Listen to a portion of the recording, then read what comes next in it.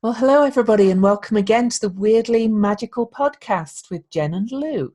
And today we are talking about the energy of and around the Sagittarius New Moon on December the 4th, which is at...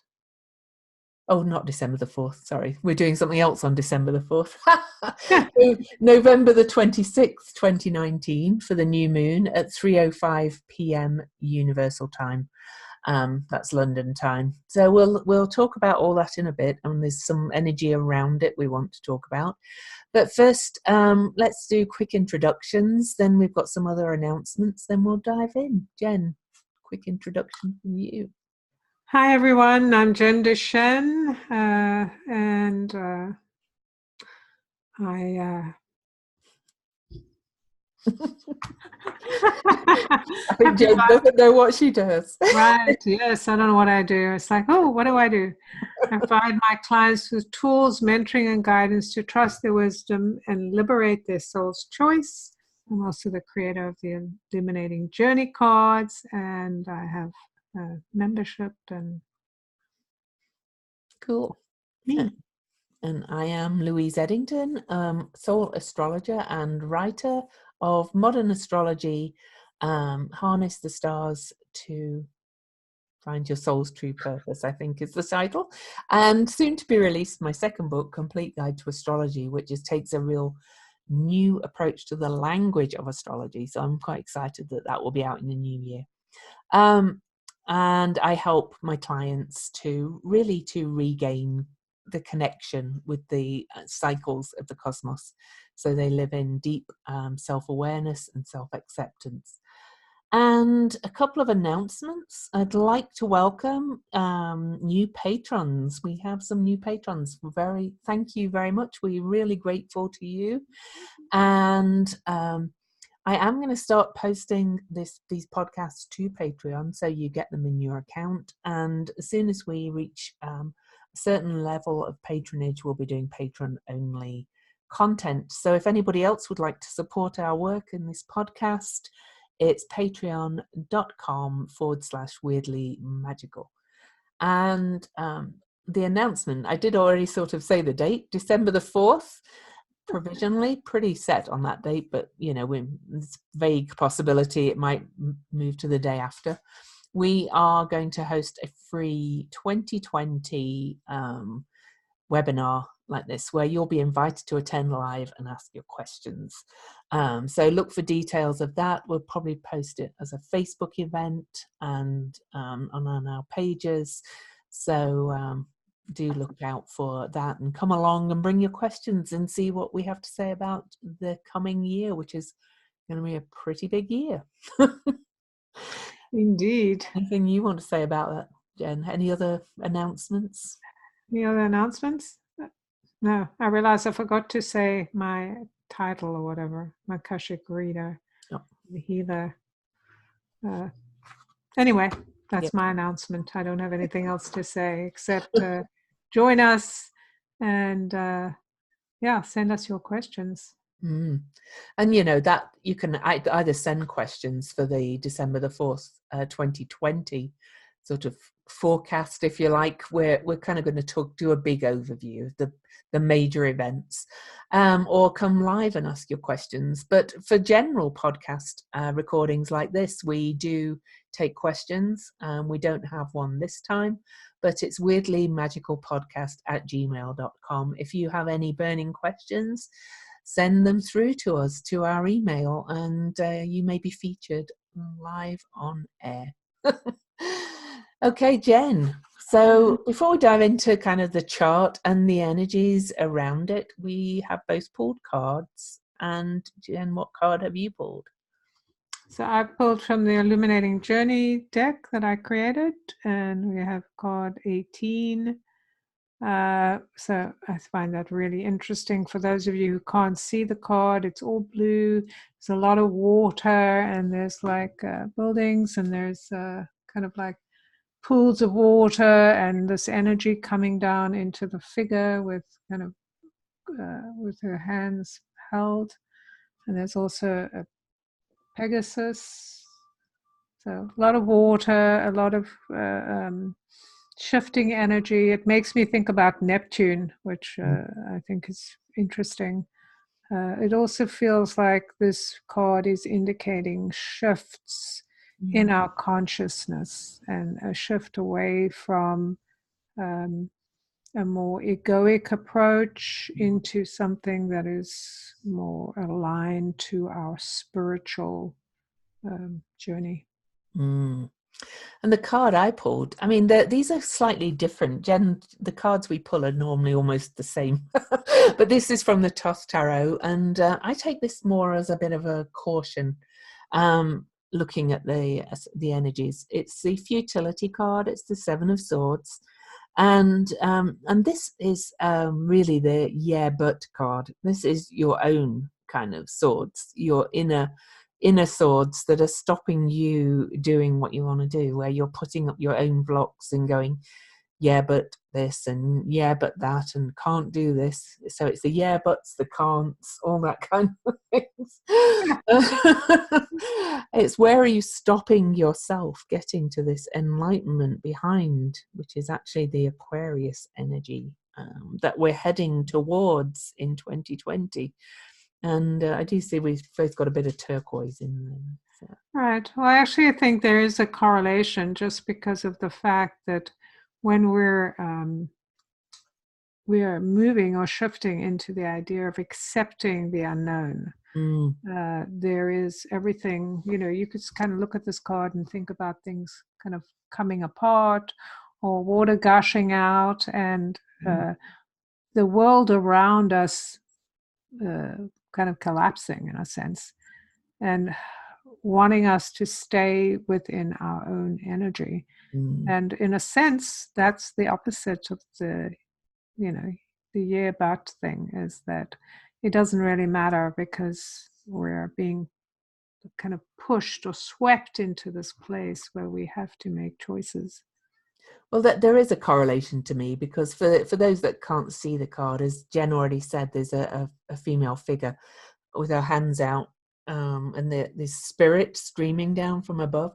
And this card being associated with Aquarius, my card, the Seven of Swords, the symbol for Aquarius is actually spirit being poured down from above. So, but my card's just saying you've got to get out of your own way, first of all, to get to that point where you're letting the spirit stream down into you and live in alignment with that, I think. So, right. Yeah. So, yeah. Brilliant.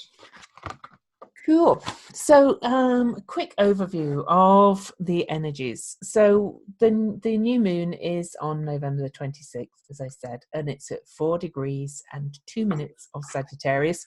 My favorite time of year. I wonder why. Because I'm multiple Sagittarius. So, so this one's at 4 degrees of Sagittarius, exactly in the middle of my Mercury and Mars. And it's conjunct Pallas Athena at 7 degrees Sagittarius, right on my Mars. But it's also in the astrology of the chart, we have Mars in Scorpio, also at 4 degrees but that's a Scorpio. The new moon is in an inconjunct aspect to Uranus in Taurus. And there's a couple of other things we're going to talk about. 2 days before the new moon, that Mars in Scorpio is going to exactly oppose Uranus. So all these things are really coming in together.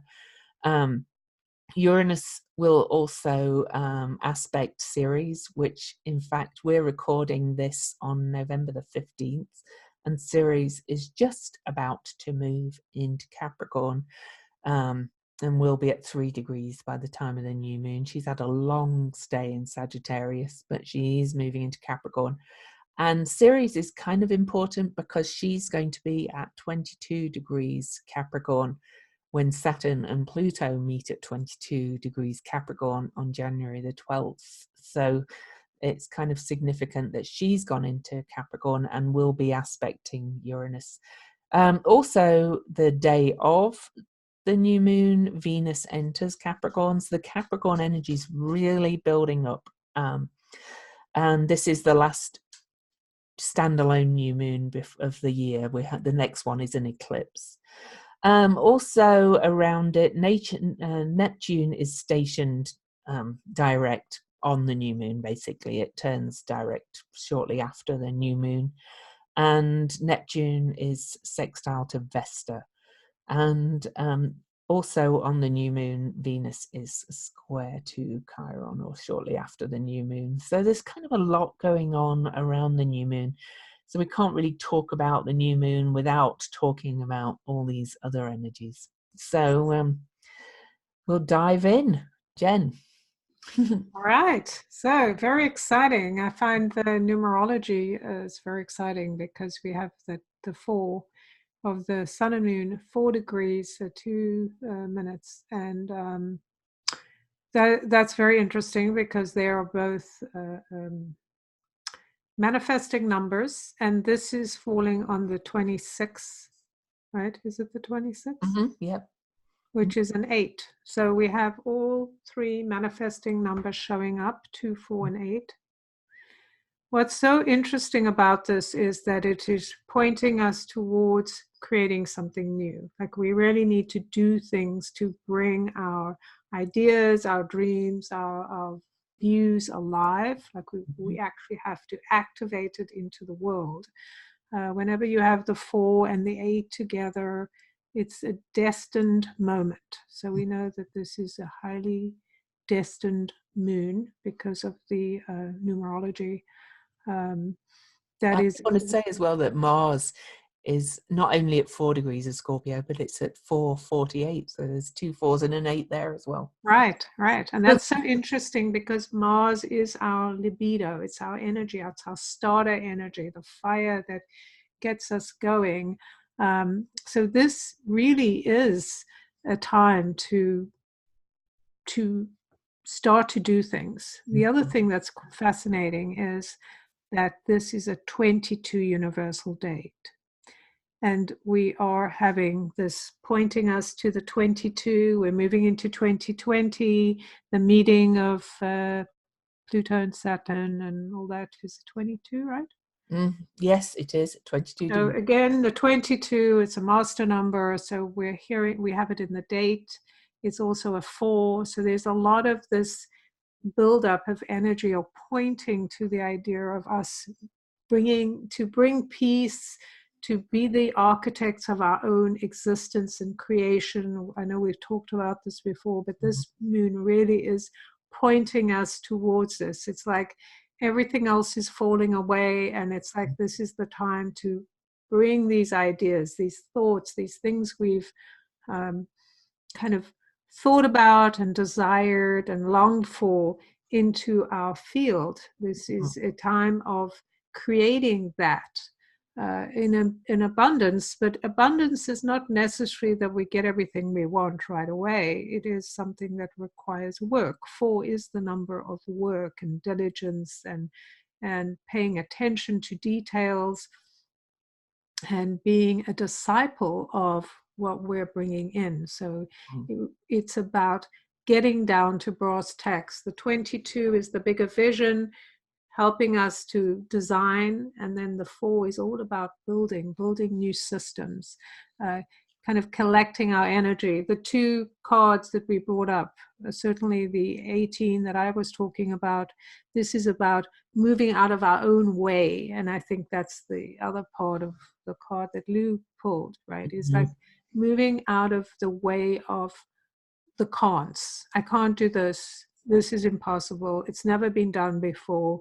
People say it's not possible. All of those things that we have lived with, basically this moon is saying, get over that. Just get over your idea that this has never been done or can't be done or it's not safe to do. It's really taking your values and bringing them into the present moment by taking action. Like we change our minds by literally moving towards a new path. We actually open neural pathways in our brain when we go, right, I'm going over there, and we choose to go, not see the obstacles as something that's like, oh, that's stopping me, but more just, oh, I'm just doing it. So when we just get on with it, the obstacles tend to move out of the way, or they tend to change shape, because we're not seeing them as something that's stopping us. We're just seeing the action or feeling the energy of, I have a path to go on and I've got to do all these things. Mm. And interestingly, we didn't talk about this before, but the new moon in Scorpio that was just over 2 weeks ago, that was at 4 degrees Scorpio, Right. where Mars is now. So it's definitely going to kind of trigger both the end of that cycle, but I think there's going to be something going to come back up again. That new moon was opposing Uranus, and Mars is opposing Uranus on this chart. All that Jen said, and then Pallas Athena conjunct the new moon. She is the asteroid that is that represents a visionary ability to see patterns and strategy. She was a very strategic energy, or represented that as a goddess. And she really is a kind of visionary, in a visionary sign. For those of you watching on YouTube, I've kind of got my Sagittarius Archer firing, piercing the energy behind with the vision. This is a real firing your arrows into the arrows of your vision into the future, saying it's really time to kind of enact them and not just sit dreaming about them anymore or planning them anymore. Right. Talking. Yeah. It's like you have to get past the talking, and there's this explosion of energy of this idea that we have used a lot of our latent desire, which is Mars. We've used it to maybe complain or dream about things and say those things that's impossible. And this energy is really asking us to shoot those arrows into the potential future. This is where I want to go. So this is a pivotal moment of us making a choice, as opposed to being kind of herded into something we don't want. So we are actually having to make the choice consciously and go, this is what I want, these are my boundaries, this is what I believe in, this is where I'm going to go. I'm not going to listen to people who are naysayers, or even myself about, oh, I can't do it. I'm just going to go for it. Go ahead. And then, of course, Mars is action too, take action. And opposing Uranus is saying, do this differently now, to change up how you've always done it. This is a real kind of pattern breaking new moon, I think, really. Yes, I agree. And also with the having the Scorpio energy, which is Scorpio, the buried truths or the buried desires that we have not addressed, or our anger, or the things we haven't voiced that need to come to the surface, that and also buried treasure. Right, buried treasure. And we need to do something with it. Like, we can't just go, oh, there it is, and then let it just float away again. We want to actually take the treasure or take the thing and go, okay, what is in here that I want to activate and build and create? So it's the burden, if you want to use that word, is on us to now kind of point the direction we want things to go in. And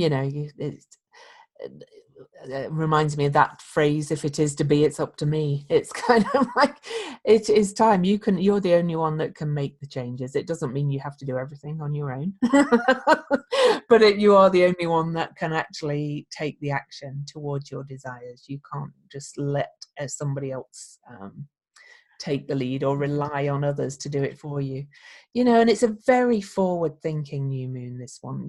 We are moving even faster into a rapid period of change, all these new cycles starting in January, which we'll talk about more on December the 4th and at other times. But it is an initiating. Mercury is now in the new moon chart at 14 degrees, will have been direct for 6 days, kind of still in the shadow of the retrograde, but out of the kind of most challenging time, which is for about 5 days around the station direct on November the 20th.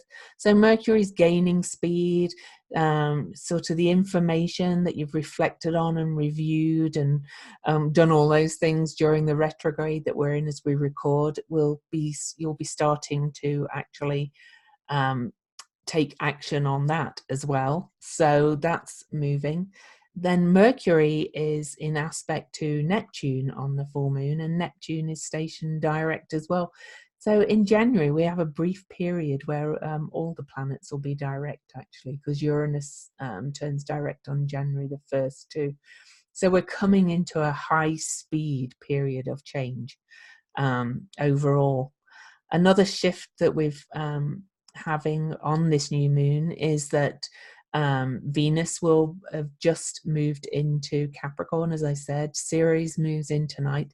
So by this new moon, we'll have Venus, Ceres, South Node, Saturn, and Pluto all in Capricorn. And Jupiter not far behind, sitting on the galactic center, which is kind of the sun of our sun for this for this galaxy, the Milky Way. It's a big black hole that kind of emits new information. When Jupiter's on the galactic center, it emits big new messages and new information, because Jupiter is expansive, a big gas giant. And then on December the 3rd, just after this new moon, Jupiter goes into Capricorn too.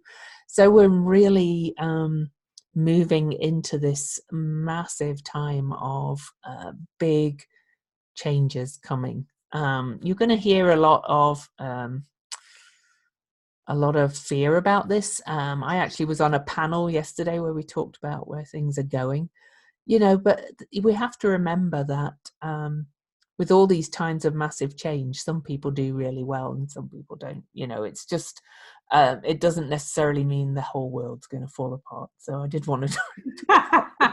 Well, the good thing about if the whole world falls apart, then we're all in it and we all fall apart together. So it really doesn't matter. So the point of this, to me, of these moons and this build up, and like what Lou's been saying, is that we are being guided to these points where we get to kind of pause and go, okay, I have lived a certain way, I've done these certain things, I've been a good person and I feared all the things I was supposed to, and now it's like, okay, everything's expanding. When you think about Jupiter being in this expansive in its own sign, Sagittarius, which is about changing beliefs, changing laws, changing kind of traveling into new places, higher education.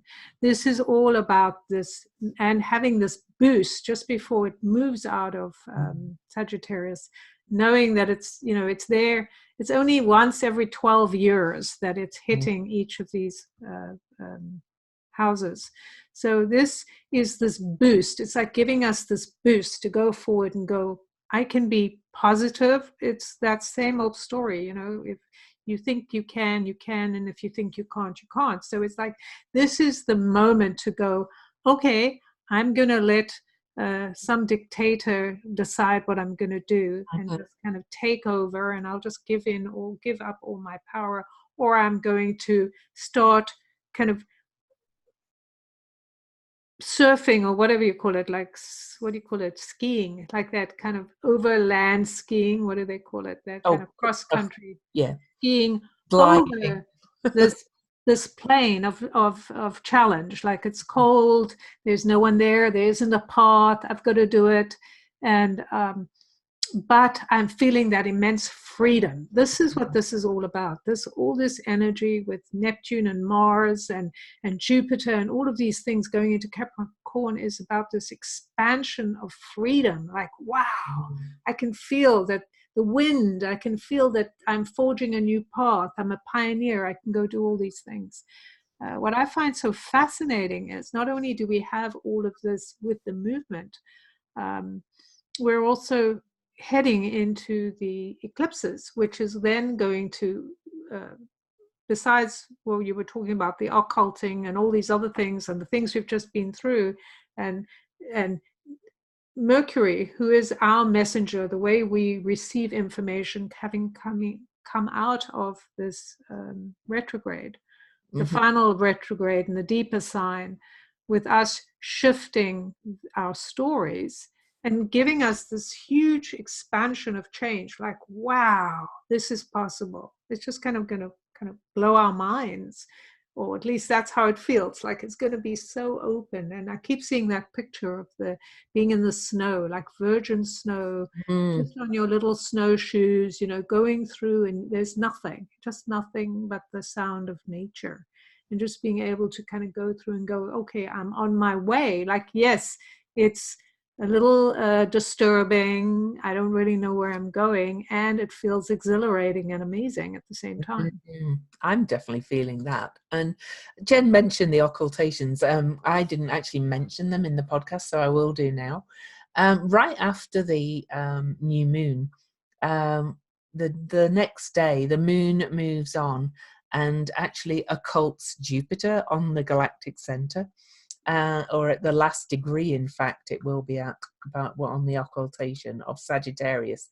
And an occultation is like an eclipse, except it doesn't cover the whole planet and we can't actually see it with our naked eye.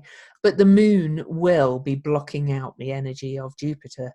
Now, every month this year, the moon has been doing that with Saturn and Pluto, and that happens for the last time the next day on the 29th. So on November the 28th, the moon occults Jupiter, and that's going to kind of, what it really, if you were around for the Great American Eclipse, or if you've seen a solar eclipse, it's that reset energy.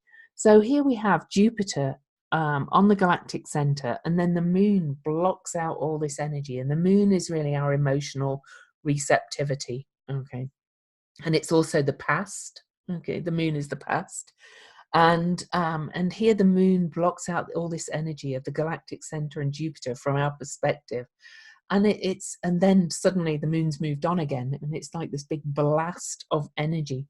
So it is kind of a complete reset, like the eclipses. So we've got a ton of eclipses coming up, really, with an occultation of Jupiter on the 28th. Then the next day, occultation of Saturn and Pluto again, and all these are new beginnings. So we've got new moon, occultation, occultation, occultation. It's kind of like everything is being reset again for us. I did want to mention that lovely. It's a triangle, but it's not a T-square. So we have Vesta and Mercury opposing each other right after the new moon too, and in aspect to that stationed Neptune as Neptune turns direct. All at 15 degrees, we're going to have Neptune, Mercury, and Vesta. That to me is really bringing in the peaceful energy that Jen's been talking about, the kind of, if anybody's been cross-country skiing, it's just very glidey, and it's just a very peaceful sport. It's not kind of aggressive. It's one of the more peaceful sports there is, I think, to do. And if you're out in the snow, as Jen said, it's very peaceful as well when snow's fallen. That the Vesta in Taurus, Mercury in Scorpio, and Neptune in Pisces really makes me feel as if we're kind of in this focused sacred devotion, which is Vesta, kind of spiritual bubble amongst all this action energy and these resets and starts that we can really tune into if we choose. So. Right, exactly. It makes me think of the 18 of the card, of the figure, kind of tuning in and receiving this kind of coolness. Because if you think about our emotions, what has kind of made it difficult for us to get ahead or created obstacles is our attachment to fiery emotions from the past, right? That kind of like firing off resentment and anger and shame and all of those things that have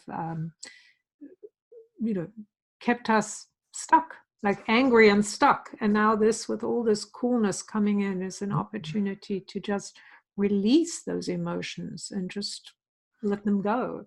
And I love it that the three of them, Vesta, Neptune, and Mercury at the 15 degree, because 15 is this sacred magical number that allows us to center on service and joy and what it is to be here in that space of being who we are, to express who we are. So instead of apologizing for who we are or our ways, we begin to focus on, it doesn't matter what people think of me. Maybe I need to adjust my tone and do all this, and I'm learning as I'm going. But the basic thing is I'm here to express myself and the joy of being here on earth. And so I'm just going to do everything. I'm going to live from that place. I'm going to work from that place. And so none of the other stuff really gets to us because we're in the sacred fire of truth.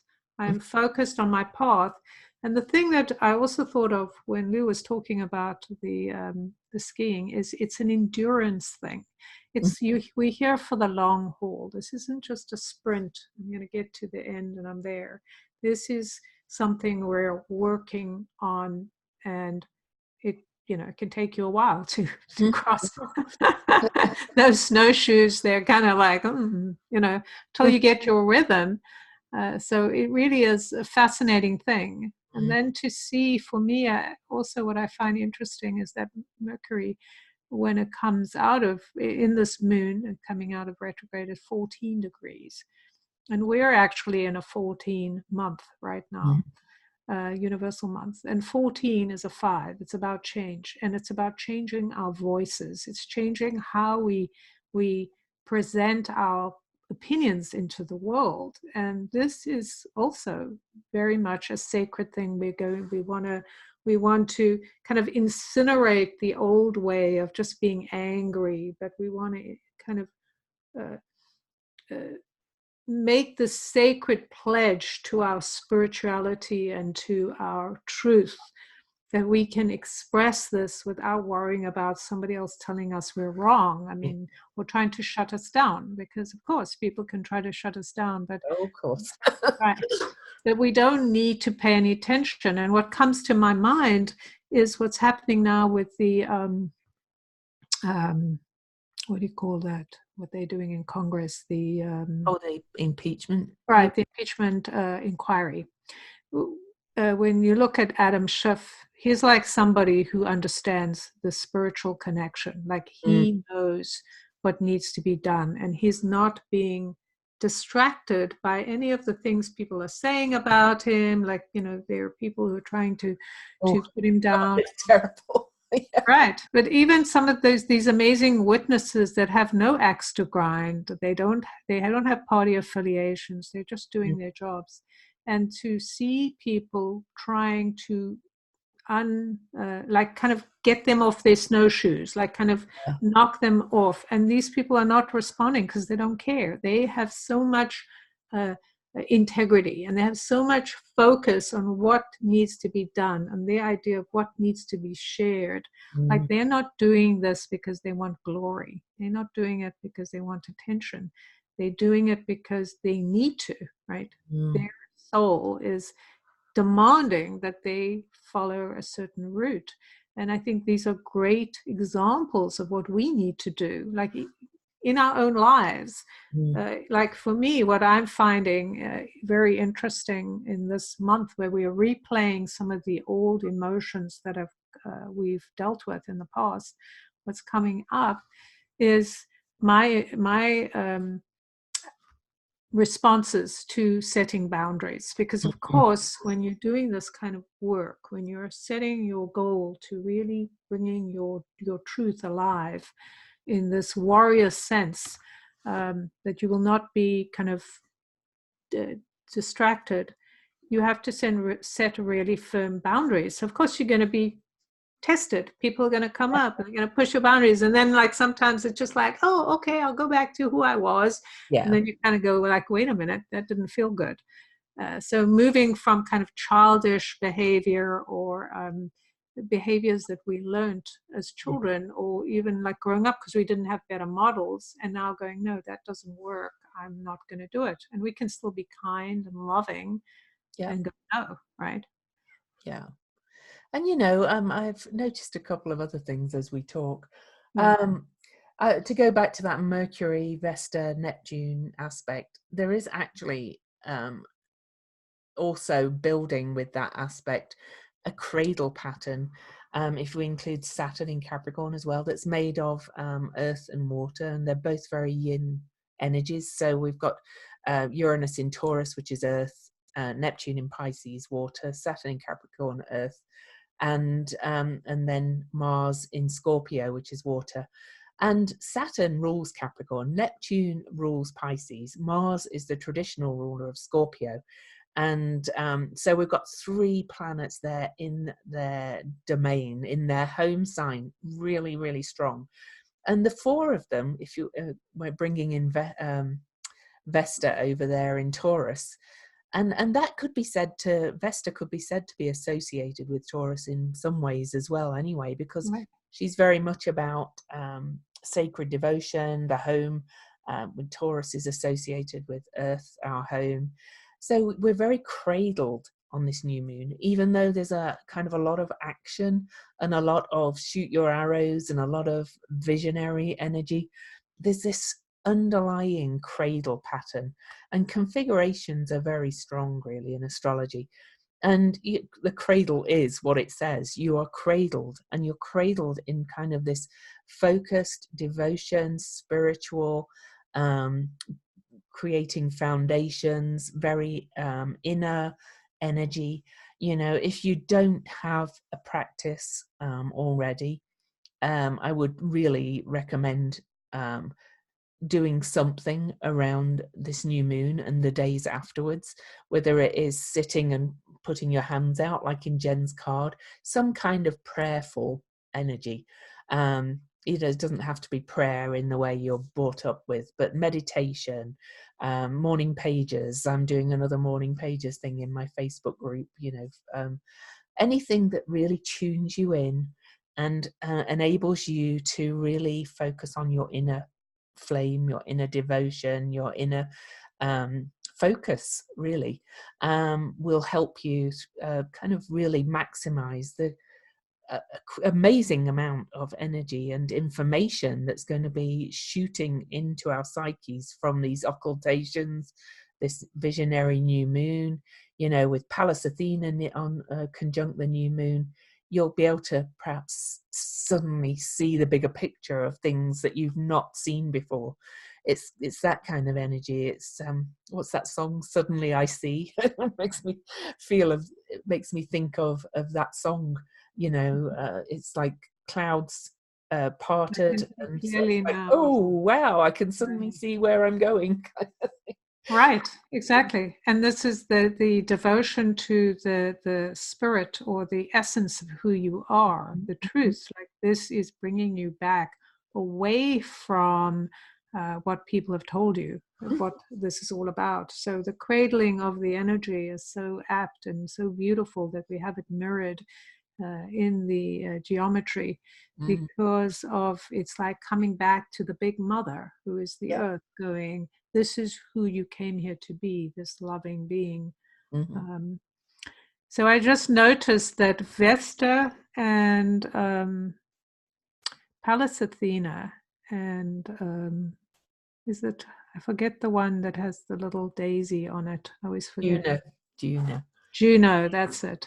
They're all, well, 2 of them are at 7, but the other one, Vesta 16, that's also 7. So there are 3 sevens, which is all about this idea of bringing our own wisdom to kind of research for our own wisdom in order to connect to the divine in us and the divine in the world. Like we are being Cradled in the divine, really. right. Exactly. But I think it's something we have to really kind of choose to do, and just trust as well. Neptune in Pisces is very much about trust and surrender. It's not, again, this is not something that's out there. You know, this is within you, this cradling, and this is where your strength is, and it's in your own spiritual practice and tapping into your own spiritual essence, as Jen said. Yeah, and all that Capricorn energy, I have to talk about that as well. You know, Venus, Ceres, South Node, Saturn and Pluto all in Capricorn on this new moon. Right. Capricorn gets such a bad rap. I really think that well, everybody always says, you know, it's like stern and and it likes hierarchy. Capricorn likes, you know, organization, rules, and its focus, and it's like the firmer parent, really. The Cancer Capricorn polarity axis is the parents from birth to death. Capricorn and Saturn are the death doula. They are, you know, they're accepting the cycles of life. And it is like the firm hand of parenting, not the pick you up and give you a hug kind of parenting. But you need both those kinds of parenting, and it's all about foundations. This is the kind of parent that gives you the sense of safety and solidity, and builds your sense of stability again. Yeah, you know. Right. Think of the other word I was trying to think of. And with Ceres and Venus in there, Venus is our values and our relationships. Ceres is about grief and forgiveness. I do think we're going to have, she's actually got a really fast time through Capricorn. Ceres was in Sagittarius for ages, like most of 2019. And she goes into Capricorn tonight, and she's out by January 25th, I think. So that's really quite quickly. And with all these conjunctions happening coming up, I think we're going to go through a lot of grieving and forgiveness about where we've given our power away to institutions, rules, all the things we've talked about before. As these cycles end and begin, I think Ceres is really bringing in that quite natural ability to grieve and say, you know, I kind of wish I hadn't done that. I'm grieving the fact that this happened, or I did that, or that kind of thing, and then moving on. You know, it's again, it's accepting the natural cycles of life. We've become a bit antiseptic in the West here about death, grief, all that kind of stuff. We try and make it better and plaster over it, and and kind of not immerse ourselves in it. I think over this dark time of year, here in the Northern Hemisphere at least, I think we're going to go through a lot of energetic grieving, personally. Right. And, you know, it's really interesting because, of course, Saturn is very much like the number 4, right? It's Mm-hmm. this idea of devotion to a cause or to a creation. And the truth is that we're kind of in the mess we're in because we've avoided the dedication that it takes. Oh, it's boring, it's all of those things. But Mm-hmm. the truth is, when you're building a new foundation, a new world, like we are right now, where everything we have known is collapsing, Mm-hmm. this is what is needed. It's required to devote ourselves and be dedicated and have that fixed kind of energy about how we're using our time, how we're using our resources, and what are we focused on, because you can't build something sturdily if it's all built on, you know, shaky foundations. So it's really important to understand and to value this part of Capricorn and Saturn. Is like it's the stern parent or the stern part of the our world, right? Yeah. It's not all soft and pretty. Like even with spirituality, there are so many people who want to avoid the idea of the strength of spirituality is in its devotion and its continued practice and its need to say hard things, like the need to do difficult things. It's not just like, oh, okay, I'm just going to say, oh, forgive you, and I'm all gone. That isn't what that's about. It's like, no, I have to show you again and again what I mean. I'm going to have to go back. Like people are going to come in and they're going to break down your stuff and you're going to have to go and go, I'm just rebuilding it. You're not going to stop me. I'm just going to keep building and building. I'm going to go back and keep doing it over and over until we pass that period of all this stuff that's trying to change. Just like what I was talking about, how we have to avoid the distraction or ignore it and just focus on what we're doing. Even if they break it down, we just build it up. And I do feel like you're right, with Sirius going through very fast, it almost feels like it's a wind moving through there of understanding that, yes, there are the processes of grief and forgiveness, which are very healthy and healing. But at the same time, we don't want to be caught in the theater of this, No, right? this is, yeah. Mm-hmm. Right? Which a lot of people do. I mean, I see people whining They do.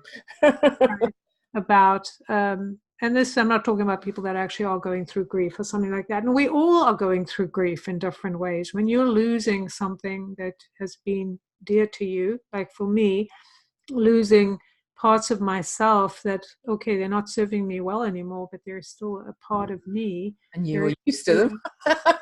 Right. Yeah. It's like part of my life, right? That's why, like, I see that with clients, is one of the most terrifying things for people when they're coming to let go of old stuff, is the idea that I'm going to lose my identity. Yeah. And who will I be? And I feel like that's what's happening here in Capricorn. We're losing our identity. The Saturn thing is like, all that stuff you've built on is just built on shaky ground. It just has to go. And so you can only bring a certain amount of the old to something new. And then you're going to have to figure out how that fits in to this place. And it does have a certain serious feel, it's because it's determination, it's diligence, it's very Capricornian, Saturnian kind of energy. But we need that, I got a first class honours degree when I went to college because I was determined and diligent. You can't, Right. Life doesn't just give you roses all the time, and things don't always come easily. If you really want, to build your desires and your vision, then sometimes you have to kind of get down on your knees and scrub the floor. It's that kind of energy. Right. I think too, it's this idea that what has stopped us, so the obstacle, right, stopped us. Yes, they agree. Woof woof. What has stopped us has been I'm just going to turn my volume off for a second. I'll let Jen talk. Okay, so what's really stopped us from doing this, like going ahead or getting ahead and doing our dreams, is our fears and our dogs, poor behavior. Dogs. Your sound is not off, but anyway, poor behavior. So that Are is they? what we have to have diligence about. We have to go beyond that. Like, okay, I am transforming my behavior by developing new habits. And that's the role of Saturn, is helping us. He really is creating the foundation of the cradle and going, this is what you need. You feel fear, you feel insecure because you don't have these things. And I'm giving you these things because I'm making you do this over and over until it becomes second nature. Yeah, it's true. And they've stopped, thankfully. Right. Your sound wasn't off, but it didn't matter. We heard you yelling, dogs, dogs, but it doesn't matter. Oh, really? Oh, that's just part of Saturn, right? Yes, it is. The thing is. Oh, I turned my volume off. That was hilarious.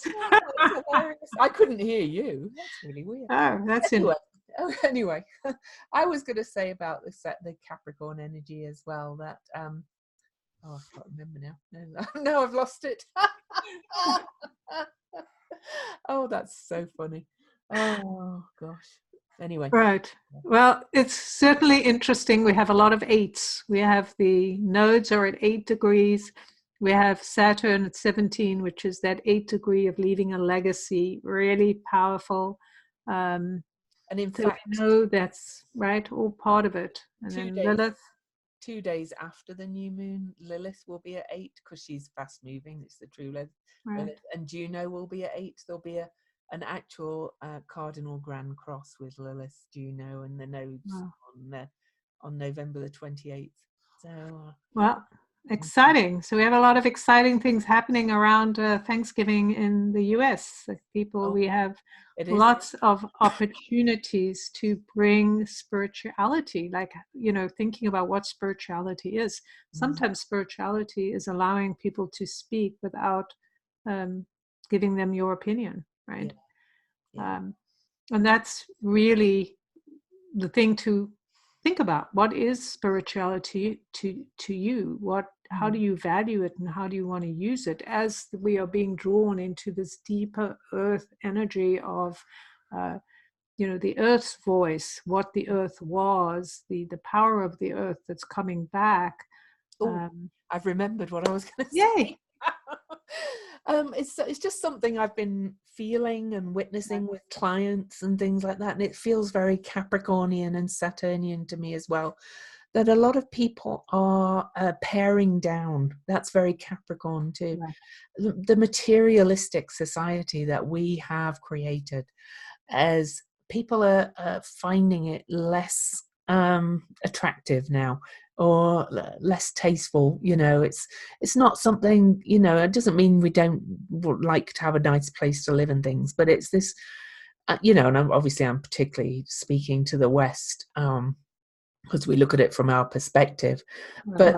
But this constant, lining up for the latest iPhone, or buying, I was thinking of rock hounds, crystal collectors. I'm like, people just amass vast numbers of stuff, and I've done it with card decks and things like that. And books. It's like, gotta have more, gotta keep buying, gotta keep doing this. Well, people are paring down now.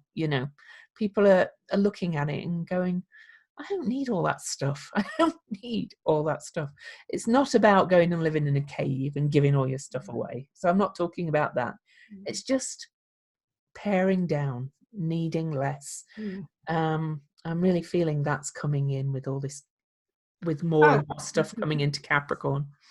Right. I mean, the thing is, when you have a lot of stuff, you have to think about something about stuff. What stuff does is it helps us to avoid dealing with spirit and with our essence of who we are, because we're surrounded by things. So like, even being busy with whatever social media or whatever it is that we're using as a crutch is an avoidance of being alone, of being with who we are, or being with our desires. So that's definitely a huge part of it, because how can you concentrate when you've got all this stuff? Just like when you're building something new, you want to just have what you need, otherwise you get overwhelmed. I certainly do. But what was really funny when you were saying pairing? I kept thinking about Pairing, and what's so funny about that is, like, people are paring down. It made me think about the woman who was in the Harry Potter, Emma Watson, I think. Oh yeah. She's been saying she is self-partnered or something, and I saw that. mocking her, but actually that makes total sense. I have a friend whose Facebook says I'm married to myself. Right. Kind of thing. It's kind of the same thing, right? That's why it was funny that was coming. It's like, yes, people are going like, I don't need all these extra people in my life. I'm not saying we're going to split up from our partners, but it's just like, I don't want to be around people who don't have the same focus as I do, who are not interested in the same things. And it is very distracting. Like, if you want to do something and the person you're with or your friends want to do something else, and you're just going along because it's like me paring down my Facebook friend list. Right. Exactly. I've reduced it by well over 1,000 already. Wow, that's impressive. I just don't need to be friends with everybody. Doesn't mean I don't like them. It's just And it just feels less Yeah, noisy and busy, and yeah, you know, and then you see more things. yeah, It's just like that. All the things people say is when we have like a big list or something, and we afraid of letting it go, and then when it goes, or we raise up prices, and then we get more business comes in. It's like you're just making more space for change to happen, which exactly. is very Saturnian, I think, too. And the fact that we have all of these, you know, Pluto right there, right? That's part of this kind of letting go, right? Yeah. Death. It's like you, Elimination. right, elimination. You're walking down, you're reducing to, you're paring down to Yeah, what is essential.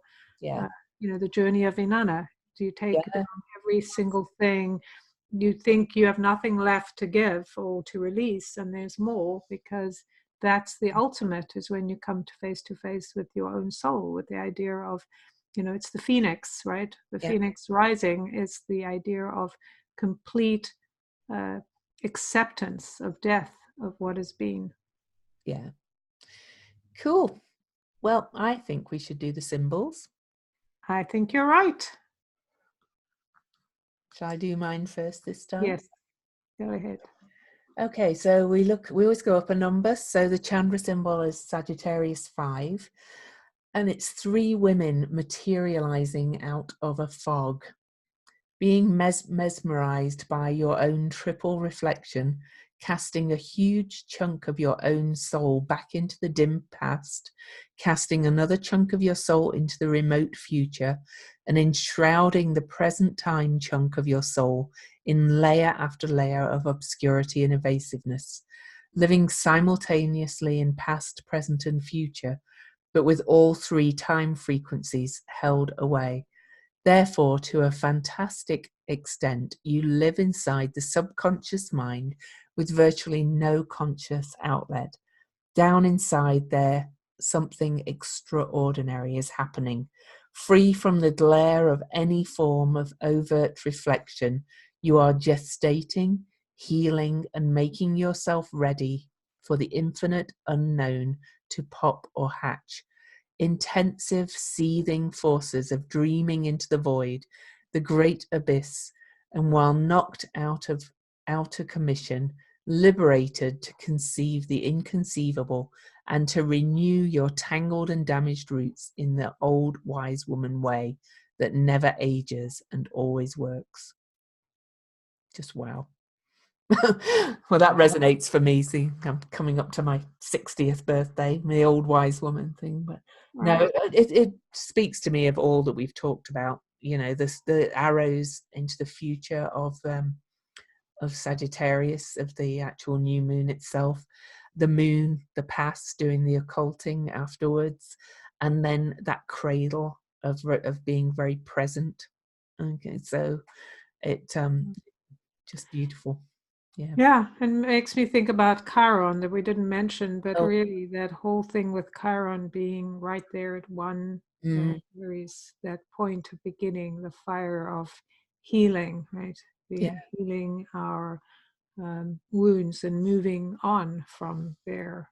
yeah, So yeah, very interesting. yeah, All right, so the whatever Sabian symbol, yes. yeah, Sorry, been up since 2:30 this morning. An old owl sits alone on the branch of a large tree. So the keynote is a poised and wise approach to existence based on a clear perception of unconscious factors and their operation. The owl has always been a symbol of wisdom, and its hooting call has evoked a rise to mysterious and hidden elements in life. The owl functions lucidly in the night aspects of existence. Her eyes see what women normally fail to perceive. She represents that consciousness which is active, where the process of life normally escapes the attention of the personal ego and its intellect. It suggests the possibility of developing a wisdom beyond tragedy, a peace and poise beyond conflict. And one might speak here of translucidity. They're very similar in feel, these symbols to me. And incidentally, Pallas Athena being conjunct the new moon is her symbol is an owl. So even though, as we started off saying, this it's time to take action with Sagittarius, shoot your arrows into the future. We can't forget that cradling, that kind of sitting poised and wise, and tuning into spirit and the unconscious and the subconscious and all those things. Yeah. Right. Making those choices to shoot the arrows into the things that are truly what you desire, not what your ego or other people have told you. Stripping away. That's more of that stripping away. So not rushing in before tuning in. Right. Tune That's in, great. then shoot your arrow. And if you actually think of an archery, really, it's not. Sagittarius does tend to rush at things, but an archer doesn't. An archer really takes aim and is very still before they fire the arrow. So.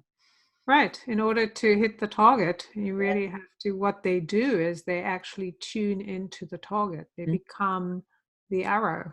Yeah. And they connect to the target. So it's a very powerful image that, right, really allows you, if you tune into, is this something I really want? And is this, how I'm going to shoot the sacred arrow? Then it gives you all that force of your desire behind the energy. Exactly. Cool. Well, happy new moon to you all. I'm excited. I always am excited when it comes to Sagittarius new moons, Gemini full moons, because it's my time of year. But so Jen, where can people find you? So they can find me at jendushen.com, and I'm on Facebook. I have a group, We Belong Here. I'm on Instagram, and I don't know where else I am, but everywhere. Mostly, I have a page on Facebook, and on my website you can get my cards, illuminating journey cards. So jendushen.com/illuminating journey cards. I also have a membership group and classes. I teach classes in Akashic and other modalities, as well as doing readings. Cool. And I'm Louise Eddington. My website is louiseeddington.com. Again, Google my name, you'll find me everywhere, but follow me on Facebook, or I have a Facebook business page that you can like, Louise Eddington Astrologer. I have a free Facebook group called the Planetary Magic Cafe, where we're actually doing another morning pages challenge to help us through all this Scorpio Mercury retrograde stuff. And we've also got an exciting free 21-day art journaling challenge coming up in December with one of my clients is kind of going to help me do that. Also on my website, I have a membership site. You can find all this on the website with various levels of membership. You can buy my book, Modern Astrology. I do consultations. My consultation rate will be going up a tiny bit on my 60th birthday, because it's my 5th Jupiter return on the 60th birthday, and I'm giving myself a gift. I know, the marketing thing is you give a special deal on your birthday. I'm like, well, it's my birthday. So, yeah, I want the gifts. Yeah. So if you want a consultation at the rate it's at now, book it before December the 14th, basically. And don't forget, December the 4th, we're doing a free webinar call where you're all welcome to come and join us and ask questions, where we'll give our big overview of 2020. So I think that's everything. Our Patreon, Weirdly Magical on Patreon too, if you want to join us and support our work there. So for now, it's goodbye from Lou. And goodbye from Jen.